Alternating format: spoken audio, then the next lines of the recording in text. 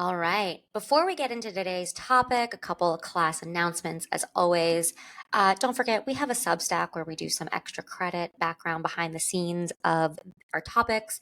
You can also get lots of insights, all of the things that we recommend, books, shows. We're going to have a lot of things we recommend in this one, I have a feeling. Check those out in the show notes. So you can scroll down, get below the description. You can also find usually links to the songs that we're talking about. So if you're a new Taylor Swift fan and maybe you aren't as familiar with the lyrics and the songs that we're talking about, you can click through to the lyric videos and listen to the songs before we get into the show. So check that out. And finally, we have an upcoming topic on Pride and Prejudice. So if you haven't read that book since high school, check it out of the library, maybe turn on the BBC one, or if you prefer what is that, Keira Knightley and Colin Firth, go check out the movie so that you can follow along when we do our show and tell on Pride and Prejudice in a few weeks. I am going to save you. Colin Firth is the BBC one and Keira Knightley is the movie one. Thank you. There are some fans who will come for you, so I'm just going to clarify I that appreciate now you so much. Knightley's the guy from that show. He's the guy from Succession. I can't remember his name, but he's in Succession. And let me tell you, the moment I made that connection, I was like, what? Okay, I'm definitely going to have to watch that. I read the book. That guy was on Game of Thrones, by the way. Game of Thrones. Oh my God. Okay, we've got a lot to talk about in our Pride and Prejudice episode. Clearly, I'm sorry I made that faux pas. Colin Firth, I love you. I apologize. Okay, but today's topic I am equally, if not more, excited about. Today we're doing musicals. I'm just bursting at the seams with excitement. I am the self-described theater kid on this podcast, although Jen, I know you are as well. Monty, are you into musicals? Are you a theater kid? Or did we turn you into one? I am really into musicals. I was not a theater kid growing up, but I wish I had been. I definitely used to go to all the school theater plays. But I just didn't grow up with it culturally and discovered it more as an adult. Yeah, I think for me growing up in New York or right outside the city, it was just always part of me. My grandmother loved the theater, so I grew up on musicals, as well as Fred Astaire, Ginger Rogers, Shirley Temple, and Singing in the Rain. I think it was as a little kid.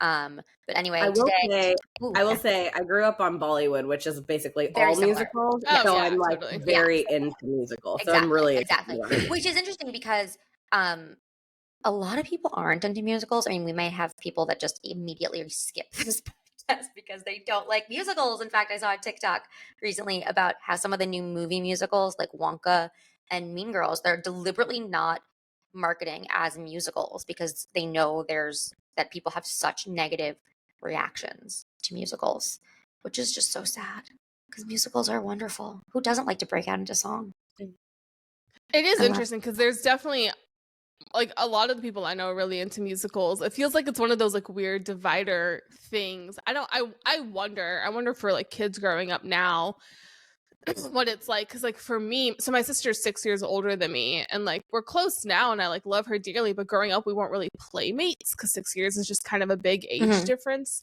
But we both really love musicals, so my family deeply invested in musicals because it was a good family thing for us to do. We all do it. Yeah, like to the point that before my sister got married, this was a really sweet memory, actually. Shout out to my parents. I really appreciated this. So before my sister got married, we did one last family vacation, just the four of us. It's kind of a like family bachelorette thing. And my parents took us to New York and took my sister and I to Broadway for the first time. For me, it was the first time. So we just went for a weekend and saw a bunch of shows, which was really nice. But it is interesting because like I have 3 nephews. And so like they're definitely growing up in the musical world. So I'm interested in like, I don't know, listeners, let us know if you are or not fans or like the kids in your lives. Because I went to see Frozen, the musical. It was here in NB. And it was full of kids, which was super fun. Yeah, we all do kind of grow up on Disney musicals, cartoon musicals, but then people have this aversion to when it's like a human singing a musical. Okay, Frozen on Broadway, though, if you get the chance, I was very hesitant. We're getting off topic. I highly recommend it. Let me tell you, this is not off topic. Let It Go. It was magic. Like there are some shows, Broadway magic. When I say Broadway magic, people who know it know what I mean. That there's something about it. When I saw Anastasia on stage, I felt like it lacked that magic, which was really unfortunate.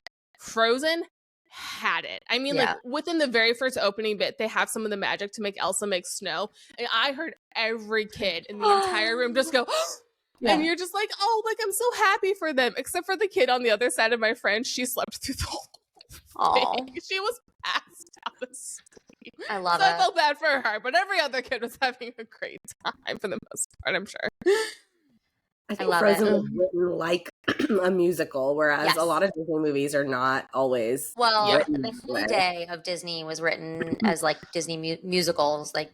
Well, they were written as like they were still like movie form musicals, though. I feel like the Broadway musical kind of writing is slightly different, maybe, but. Yeah, usually when they translate it, they add songs. Like Aladdin the musical, also incredible, but they did like add a couple songs. They added some stuff, mixed it up a bit to make it fit for stage. Yeah, for sure. Well, we've got a lot, and we've talked about let's bring it back to Taylor. This is AP Taylor Swift. We have talked in previous episodes about some of her songs, like musicals have come up. So when we talked about Red, I said that gave me Joseph and the Amazing Technicolor Dreamcoat vibes. I think it was our first episode, did we talk Picture to Burn? Yeah, that was the first one. And I'm like, I still think Lin-Manuel Miranda was inspired to write Burn and Hamilton by that song. So it's come up quite a bit. I want to dive in, but I also, as we dive into these songs, I'd love to know how we each came up with the connection, because I feel like on this podcast it's very organic of the moment. It's not things that we've thought about ahead of time. For this one, we really had to think about it.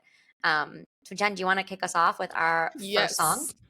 Yes, and I will pre-warn everyone, I did take a class on the American musical in college. Stop it, I love it. It was incredible. So I can get real deep on this if we want to.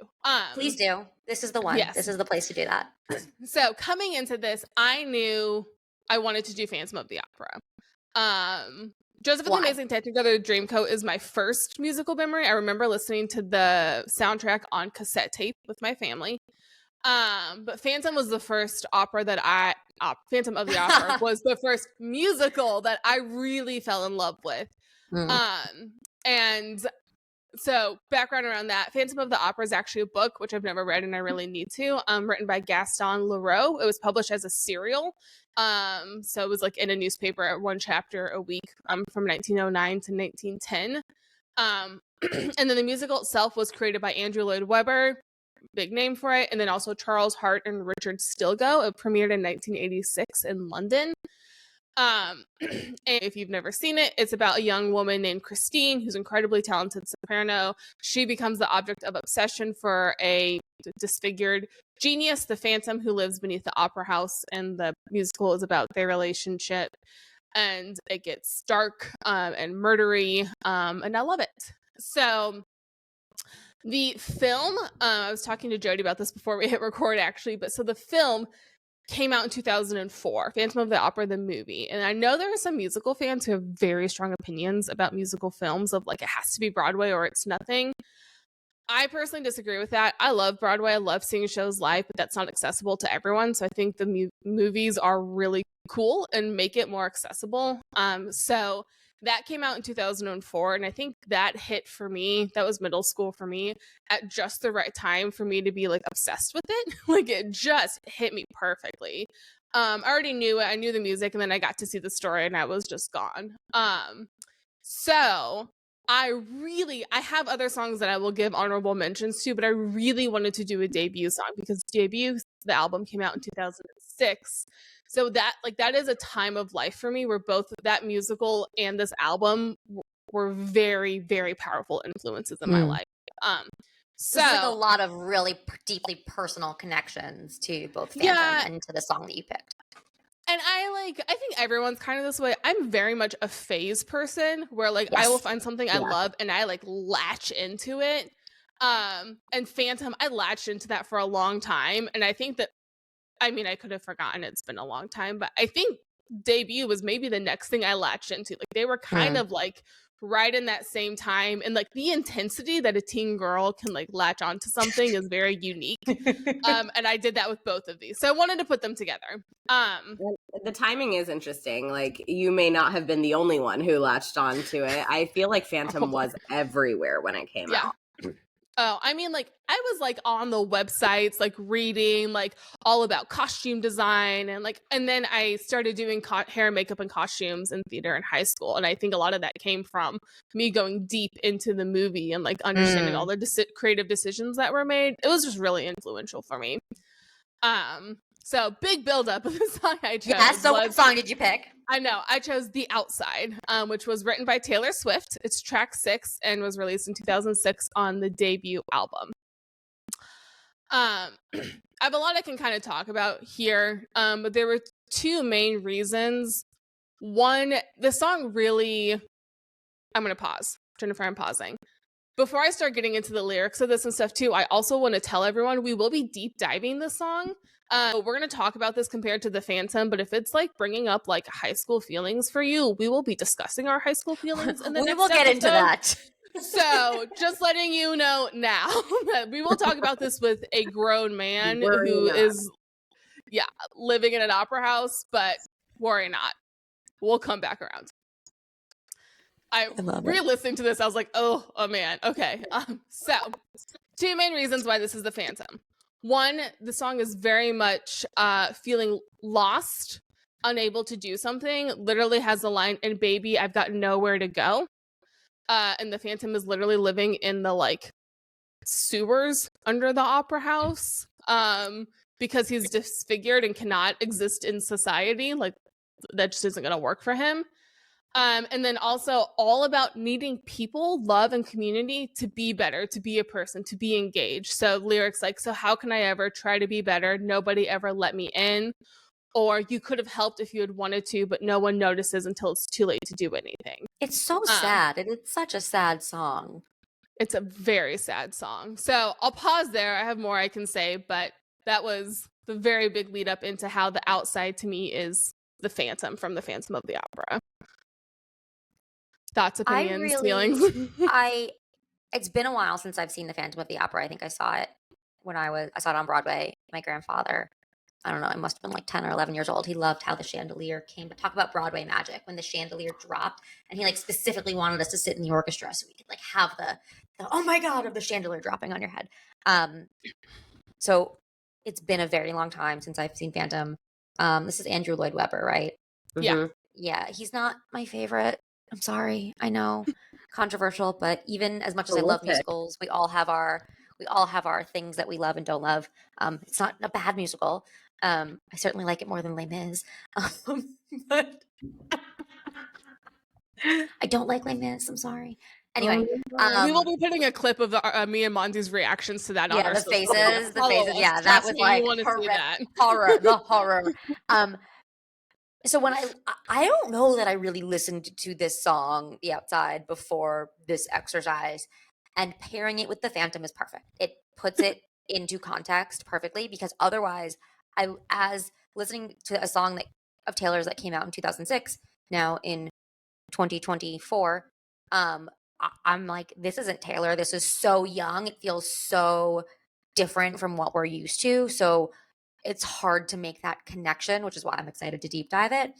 But when you put it in the perspective of the Phantom, I'm like, oh my God, this makes so much sense as this person on the outside, and how sad and devastating of like feeling like such an outsider and there's nothing that they can do, and how lonely they are.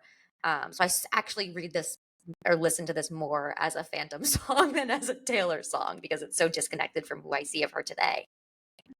I also hadn't really listened to the song before this episode, and I do see the Phantom connection. I also wanted to ask if you think it could be any other characters other than just the Phantom, because one thing that I thought was maybe interesting is that in this song, it really feels like she says, I mean, the "nobody ever lets me in" is really, really clear, but how can I ever try to be better? I do feel like the Phantom had these like major confidence, like he had a lot of confidence. I think he knew he was the master, or the Sound of Music, and like he knew he was the master of the different opera. musical, Sound of Music. He's the angel of music. I know what angel you're saying. Angel of music. We got you. Yeah. Another great musical though. I kind of like, my mind jumped to like The Hunchback of Notre Dame. Yes, exactly. That's a really good one too. Like another isolated, disfigured creature who there's a lot of them. But I wonder if like I also wonder if like parts of this could be like the combination of the Phantom plus Christine Daae like together. Like I don't know, like maybe it's multiple characters.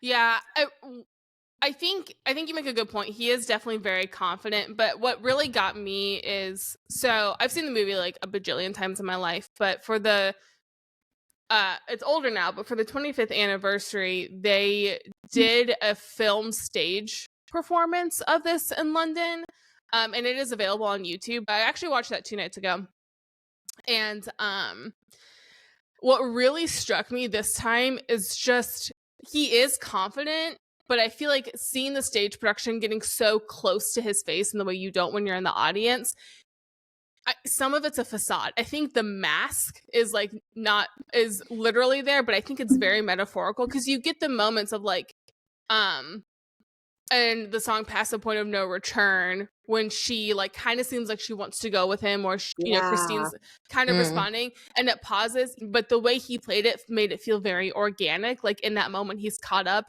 and I think you get that deep moment of vulnerability from him of like he does really want to be loved. I think he does kind of want to be sort of a better person. And the reason I think that that's true is because it's 2 seconds later that Christine literally unmasks him. So I think you have that. Yeah. Maybe being better looking or being a better human, not necessarily a better singer.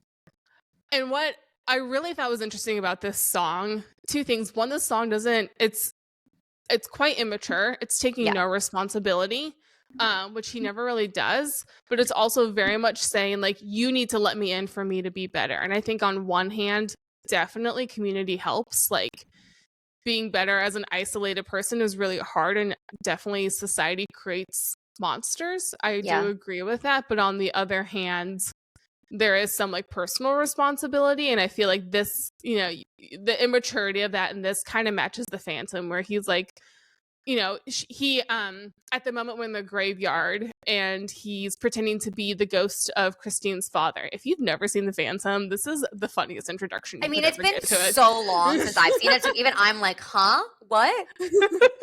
So she has the song "Wishing You Were Somehow Here Again," which is her singing to her father because she's an orphan. You're a Phantom expert.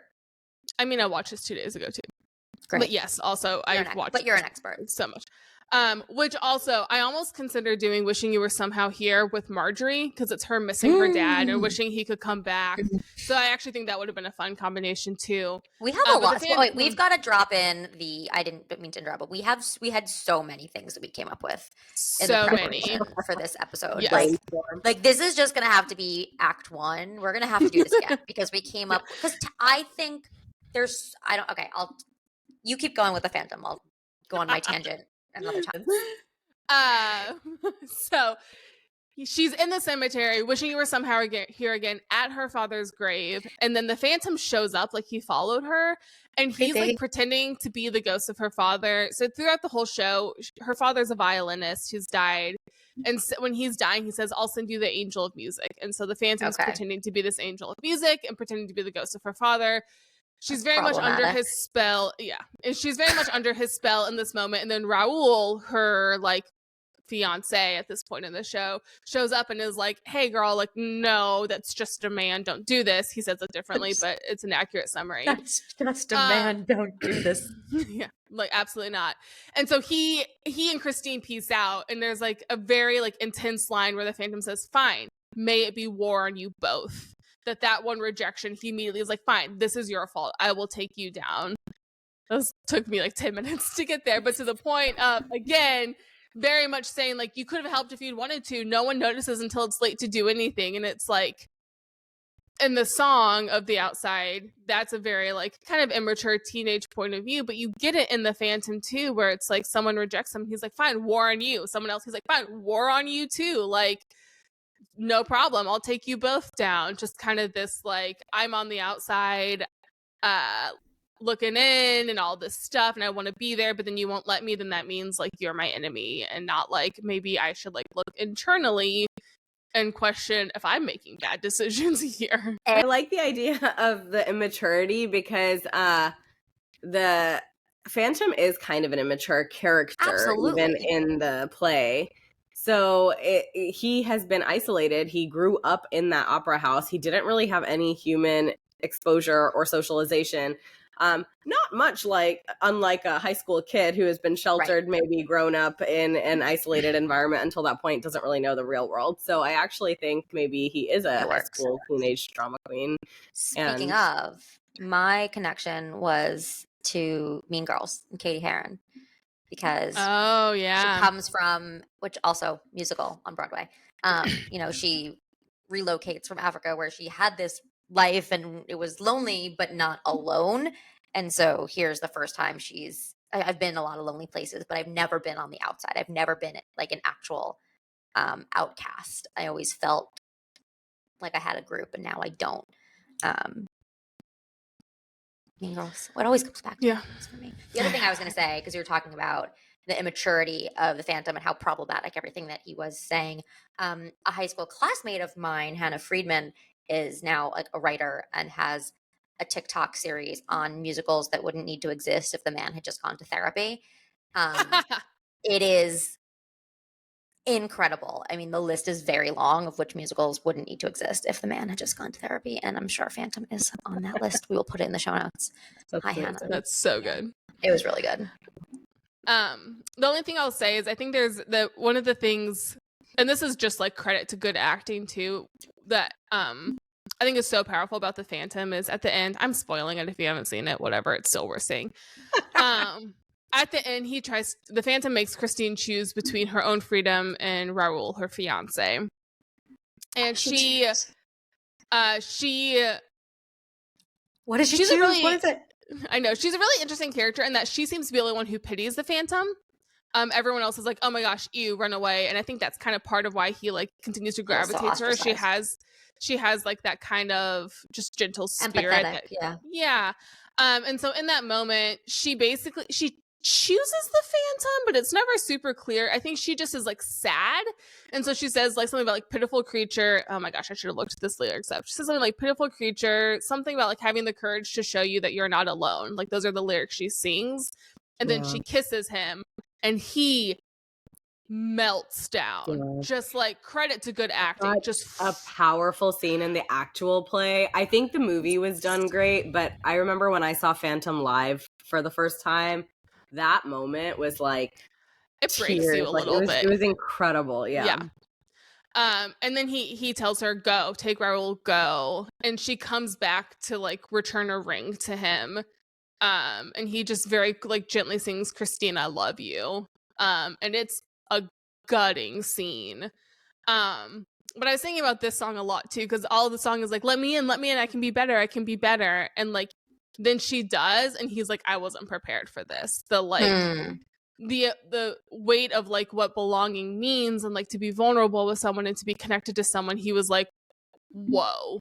And I just thought that was really interesting of like this song is asking for that, and when he gets it, he's like he can't handle it. Maybe they should redo the Phantom but with Taylor Swift songs. We will at some point in our lifetimes get a Taylor Swift musical. I'm very confident about that. 1,000%. 1,000%. But I'm saying we should redo classic musicals like Phantom, and instead of the songs we know and love, have them sing Marjorie and the Outside. Oh, that'd be so good. Okay. One thing I want to say before we can wrap up and move on to the next song, because we will be deep diving this, is I want to give a shout out to my friend Emma, who I didn't do it because I really wanted to do debut, but she suggested Mastermind for Phantom.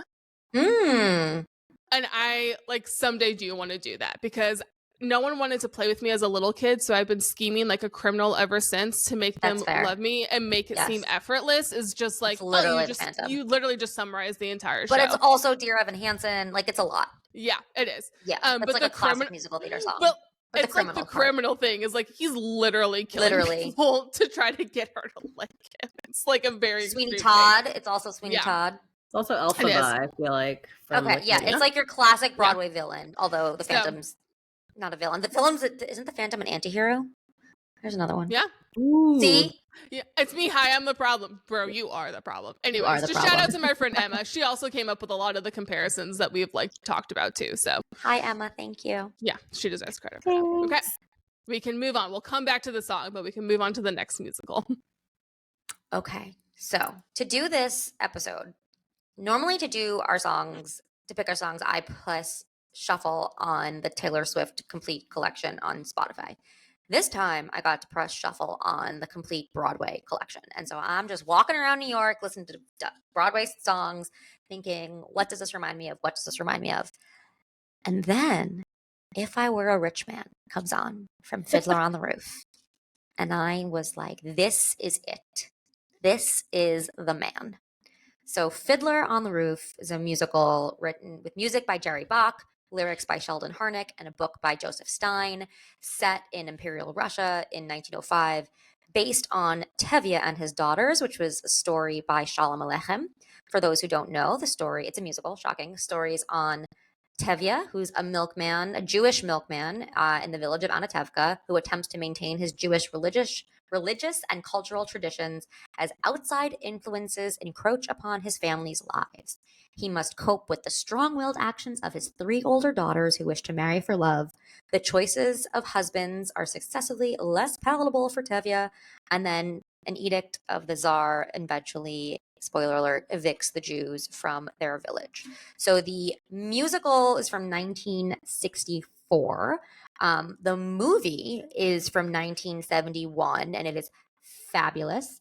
Chaim Topol plays Tevye, who's the father, and the song "If I Were a Rich Man" is track 3. So it's very early on in the musical, and it really sets the tone of who is Tevye, who is this poor Jewish milkman, and what does he want? What does he wish for in life? And what he wants but can never have is to be a rich man, because this whole movie centers around really the poverty of and the like him being an outsider, being a poor Jewish milkman, and all of, I'm going to use a Yiddish word, surus, the troubles that happen as a result, both for his life, for his daughters, and in their choices of husbands, and as they are being evicted from their village.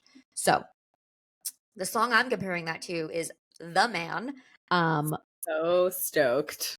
Track 4, Lover, 2019, written by Taylor Swift and Jack Antonoff. And the thing that connects these two songs is that they are both a social commentary on how much easier another more powerful group has it in life.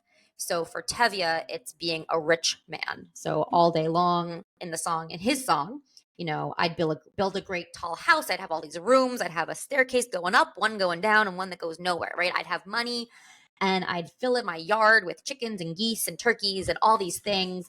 But at the end of the day, what I'd really have is I'd have the time that I lack to sit in the synagogue and pray, maybe have a seat by the Eastern Wall, discuss the holy books with learned men 7 hours every day. That would be the sweetest thing of all. So I'd have this money to do all these things, to have show off, to have an easy life. But really what I'd be able to do is just learn and pray and be a man of faith.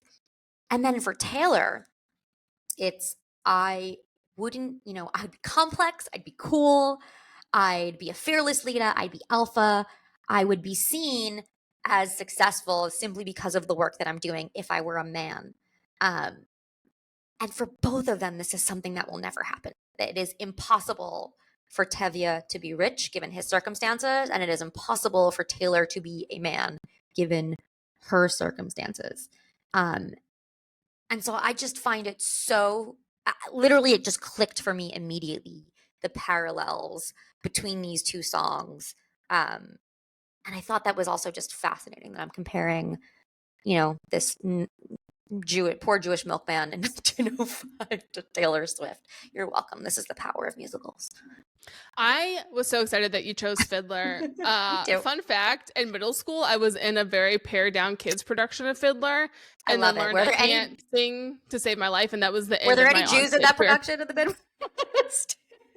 I have no idea. I have very, very, very few memories of it. Probably not. That's what I love about, I think what's interesting is Fiddler on the Roof has become this iconic show, and it's very, when you talk about representation, I mean, it's, there's not much representation of Jewish life in popular culture. This is obviously, it's a very sad show. I mean, I read that description to you. It is very depressing.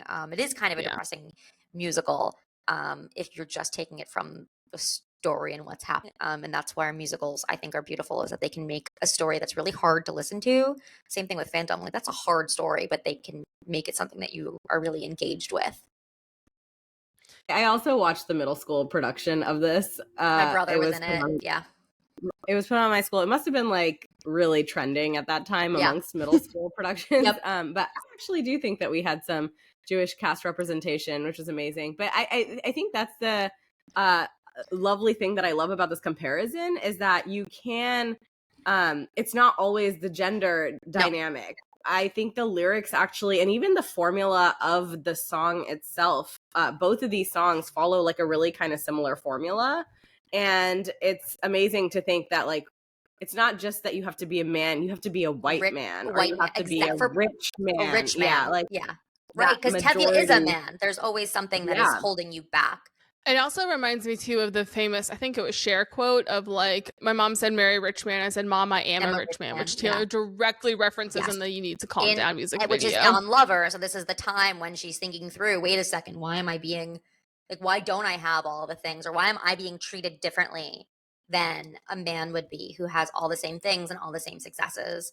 But the only difference here is that I am a woman and this one is a man. And there are some direct lines that I thought felt parallel. So in The Man, it's, I'm so sick of running as fast as I can. And Fiddler, I wouldn't have to work hard, right? So this idea that as a woman, you have to continue running and working the hardest you have ever worked just to be seen as being moderately successful. And Tevye literally was like, I wouldn't have, if I was rich, I would not have to work hard. And what's interesting is I'll put it in the show notes, the clip of this song from the 1971 movie, Fiddler on the Roof. He is singing this song as he is in the barn tending to his horses and his animals. And so you're literally seeing him do the physical work. And at the end of the song, the next scene starts with, you see like the carriage, and then it pans over and it's Tevye walking the carriage, and the constable or the general or whatever is like, what happened to your horse, Tevye? And he's like, oh, he wanted the day off. Like, literally he is working like a horse because he is being the horse. So I wouldn't have to work hard. I'm so sick of running as fast as I can. She says, and they'd toast to me, oh, let the players play. I'd be just like Leo and Saint-Tropez. This idea of wealth and like I'd be able to show off, my wealth just by, being showy, being audacious. I related that to when Tevye is talking about the house he would build. I'd have one long staircase going up, another one even longer coming down, and one more leading nowhere just for show. This idea of being out there, being in Saint-Tropez, being toasted just for who you are without any purpose. Same thing with if I would be out there, I'd be flashing my dollars. Again, this idea of showiness, the same thing, one more leading nowhere just for show. I really just like embraced the ethos of if I were a rich man in The Man.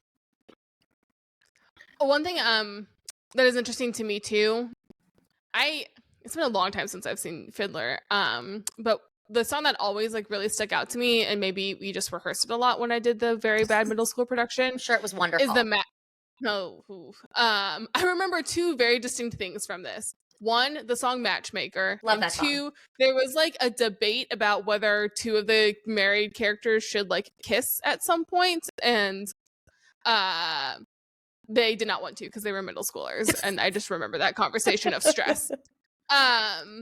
But the Matchmaker song always stuck out to me because it's very much like, oh, I hope it's basically like, I hope I don't get married to a horrible, mean, ugly man who's going to murder me. Which I think also relates to this song of like just complete lack of agency of like, just because, again, if I was a rich man, it'd be better. But also you get kind of the female take from Matchmaker that's kind of like this of like, man, if I was a different person, like I could have agency, I could kind of choose things, but you're really subjected to these like societal expectations. And you're just kind of like, hope it's cool. Hope my life isn't horrible. Like, I have no say over this because of who I am and the body I was born in and the time I was born in. And I think you kind of get that here too. It's really about being a second-class citizen and like 100%. everything that you have to deal with. Right. I really like the line at the end. If you decreed I should be what I am, would it spoil some vast eternal plan if I were a wealthy man? Because there is this like out there question of just like, why do we do this? Like, why is it like this? Like, what do you get out of treating me this way? Or like what is the great master plan here? And why are we like this? Right. And I think Taylor doesn't explicitly ask that question, but she does like say it's okay if I'm mad, or like she kind of paints out like this is what would happen if I did these same things, and the same things that I'm getting yelled at for right now, it would suddenly be fine. Yes. I think that's interesting because it's drawing attention to the fact that there would be a completely different treatment, but like, would the world really be that different? Like, is there any consequence? And I don't know. I related that line because I underlined that too. They'd paint me out to be bad, so it's okay that I'm mad. I saw that as like a recognizing the true pain of what the situation is, not just the double standard. And I related that to the lines that I talked about earlier, that if I were rich, I'd have the time that I lack, I'd pray, and that would be the sweetest thing of all. Just that, like, it's not just the double standard of being a woman or the like curse, you know, the eternal plan for Tevye to be poor. It's this like there's actual true pain behind being in the situation that you're in, and not being treated the way that you think you would like to be treated, whether that's because you're a woman or because you're poor. Both sad.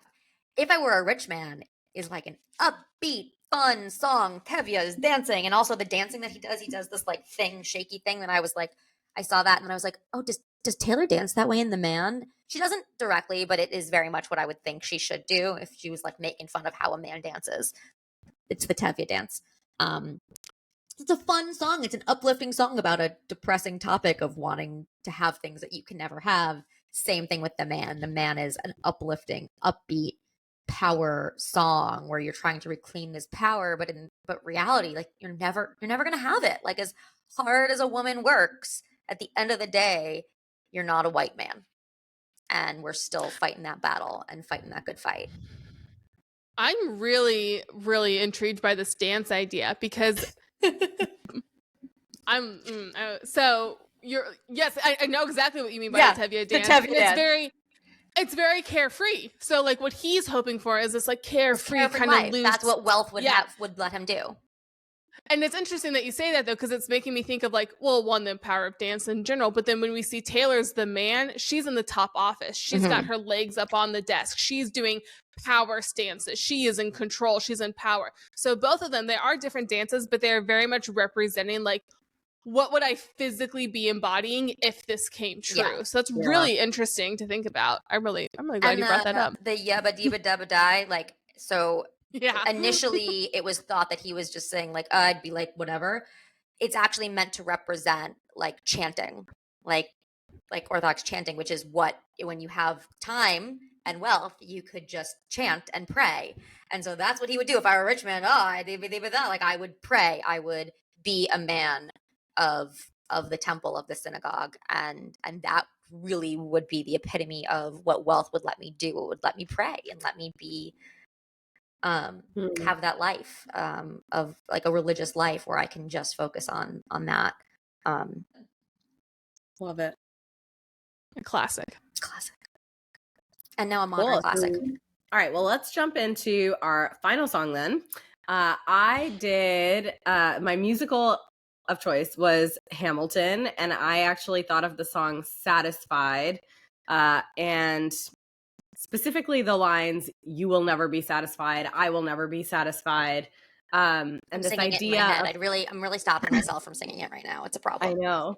A toast to the bride. The idea that a person in a relationship, or a person can walk away from a relationship knowing that they are potentially making a mistake that they're going to regret forever, but they're also making the right choice because they have to.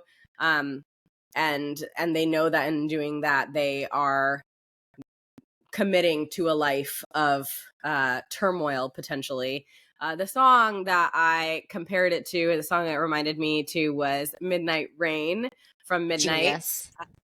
Taylor Swift, Jack Antonoff, like amazing love story, kind of, written in 2022, just came out.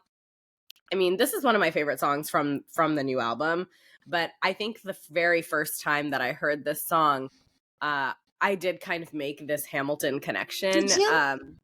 I did, yeah. Well, also because I am a Capricorn, and my husband always jokes that I will never be satisfied. Like, I am that personality who is just always wants more and is never happy with whatever. And Hamilton is that kind of character. Angelica Schuyler is that kind of character. And Taylor Swift in Midnight Rain is definitely that kind of character. So the interesting thing, I just said this, is that Hamilton and Angelica Schuyler are kind of this character, which is a little bit different from the song, where in the song Midnight Rain, it's very clearly Taylor or the speaker, whoever the speaker might be, has walked away from a second character, and they're saying, like, you were sunshine, I was Midnight Rain, you wanted a more comfortable life, I wanted the pain. And there's two characters, and one of them is deciding they're never going to be satisfied because they want something more. I think the Hamilton song is similar, but just a little different in that there are three characters. And I actually think that both Hamilton and Angelica Schuyler are both kind of Midnight Rain personalities, but the decision here is really, she still thinks Hamilton is like perfect. She thinks he's the perfect man. That's how I'm kind of thinking of the sunshine. And then she knows she wants something different, or she knows he wants something different. I think the comparison could also be made to her sister, Elizabeth Schuyler, who is kind of like that sunshine. Like, she's a gem. She's going to have an amazing family. She thinks he'll be perfect for her. And in walking away, she knows, I will never be satisfied. I'm choosing to walk away because we just want something different. Oh, devastating. But like, what a solid connection. Again, yeah, I guess this was, so I said that Lin-Manuel was influenced by Picture to Burn to write Burn, but then maybe Taylor was influenced by Satisfied to write Midnight Rain. So it's just a flywheel. I do think that it can even extend like beyond just these two songs. Mm-hmm. Like, if you extend it to the entire musical, like Hamilton is very much this character who is never satisfied, and it comes out again and again throughout the play. He does have a strong relationship with his wife, but it goes through some rockiness, and to put it lightly. And like, there's definitely a lot of heartbreak and should have said no, Alexander Hamilton. Yeah, I did consider that one too. I love this comparison. I love the lyrics. So I peered through a window, a deep portal, time travel, all the love we unravel, and the life I gave away, which is interesting from Angelica's point of view because her sister does marry Hamilton. So she does get this window into the life she could have had constantly, which is interesting. And this whole song in the musical it's after Helpless, and it's basically like they rewind. So Helpless is Eliza's perspective, and then this song Satisfied is Angelica's perspective, and so it is that time travel portal of like, here's what it's like for me. And then Jen, I love that point that like she literally gets to see the life that she gave away. She sees Hamilton's success and everything that he's done, and what she said no to. But I think, Muncie, you were saying that you see this really as like Hamilton singing the song. I think it's more of Hamilton singing the song, but I think it's some mix of Angelica and Hamilton, because Hamilton doesn't actually know what he necessarily lost in that moment. This song is very much Angelica orchestrating. She's the mastermind. she made the choice for him. Sure. And I think over time, there are other songs in the play where Hamilton writes to Angelica all the time. He's still like flirting with her in their letters. And I do think that it's like some combination. Like if you could merge Angelica and Hamilton together, it's like these two characters that will never be satisfied and just know that they want bigger things potentially. Or Angelica rather recognizes Hamilton wants bigger things and realizes that it's not going to work out. And then she realizes because she does realize that she will never be satisfied as a result of this decision. Also, she makes a more mature decision for her sister. Well, she makes the choice that she feels she has to as the oldest daughter, to marry for wealth and not for love, which goes back to the challenges that Tevia's daughters have in marrying. And the man. I feel like could totally be an Angelica song. I really like the Hamilton comparison too. Talking about like it came out like a postcard, picture perfect shiny family, holiday peppermint candy, but for him it's every day. He was sunshine, all of that kind of stuff. He wanted it comfortable. I wanted that pain. And it makes me think of the lyrics Eliza sings often to Hamilton. Of like, if you could be by my side, that would be enough. Like that phrase, that would be enough. She sings a lot to him. I have our enchanted reference of the day. Yes. Helpless, enchanted. Helpless and enchanted. For music. Oh yeah. Oh, for sure. Helpless is enchanted. Like you could replace helpless with enchanted because it's when she meets him and how she's like, oh my God, I'm look into your eyes. The sky's the limit. Like you're the one I want. I like it. Again, can we redo Hamilton, but with all Taylor Swift songs? I feel like Lin-Manuel Miranda would be like, okay. It's like, oh my God, I love it. I love it. Yeah. There's some like interesting lyrical things that I thought were cool. The song Satisfied has the word I have never been the same. It's referencing like a dream you can't place, but Alexander, I'll never forget the first time I saw your face. I have never been the same. And in Midnight Rain, she does talk about how she thinks about him on midnights like this. So it's like she's like, we never actually we don't really look back and we don't really think about it. We got what we wanted.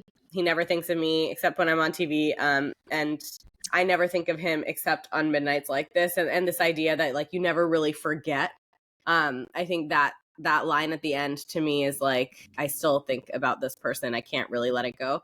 But it's also in Hamilton, she says, I've never been the same. And in Midnight Rains, she always talks about he stayed the same, or like that other person stayed the same.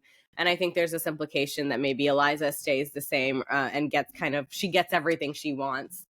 So there's something about like who got what they wanted, who changes. Nobody gets what they want. I mean, even in He Wanted a Bride, I was making my own name. Okay, if this is from the perspective of Hamilton, she wanted to be a bride. I was making my own name, right? Yeah. And she even says in Satisfied, intelligent eyes and a hunger pang frame. I don't know. I always see hunger pang frame. I actually thought, until printing the lyrics, I thought it was hunger pang fame, like a hunger for fame. And now that I see that it's hunger pang frame, I'm like, oh, it means he was starving because he was poor. Whoops. This is where this is how Starbucks lovers happens, you know. You're just like so convinced you hear something and it's not that thing until you print out the lyrics and see it all. Yeah, and I love this idea of like the life I gave away, which is the Midnight Rain lyric. Because Angelica definitely like gives away a life too. Like she makes a quick decision because she's like, I can't do this as the older daughter. And she knows that she's not going to be satisfied because of that decision. I'm a girl in a world in which my only job is to marry rich. Yeah. Yeah, and I mean, she literally ends up she literally gives it away. She walks over to her sister and introduces them. Yeah. Like she physically is the one giving it away. And then she moves. She moves overseas, so she is like as far away as she can be from the life she could have had and the sister she loves. This also reminds me a bit of our conversation about 'Tis the Damn Season of kind of these two paths before you. Yes. One is like kind of comfortable and one is trying to make your own name. And maybe for Angelica, this season is the summer when she comes home and she spends the summer at her father's place upstate. Anyway, we just rewrote all of Hamilton with Taylor Swift songs. Basically, the entire musical I'm telling is you, Midnight I want to Rain. see have Lin-Manuel and Taylor Swift ever met? Like, because Yes, that's I think they're friends. Are they really? I want to say yes. Are you? Can you guys call us and let us know or DM us? Talk about like two songwriting masterminds and lyrical geniuses. Or maybe he's a big fan of hers. They should both. I want them. I want like a variety. I know they do actors on actors, but do they do songwriters on songwriters? Because I want Lin-Manuel and Taylor Swift together. That would be fun. I want that. Manifest that. I want that so badly. I'm happy to host, guys. Happy to. I mean, Taylor, you're in Tribeca. Lin-Manuel, you're in Washington Heights. I live pretty much in the middle, so I think y'all should come over. I'll host. That'll be great. Logistically, that's just the best option. It just works. I'm just in the middle. We have Mike. We have Mike. I have a selfie light. That's amazing. Well, that's a wrap on Act 1 of musicals, because I predict we're going to do Act 2. It's going to be like a multi-pronged thing, like Shakespeare plays. It's not just going to be one act. Come back next time as we deep dive The Outside.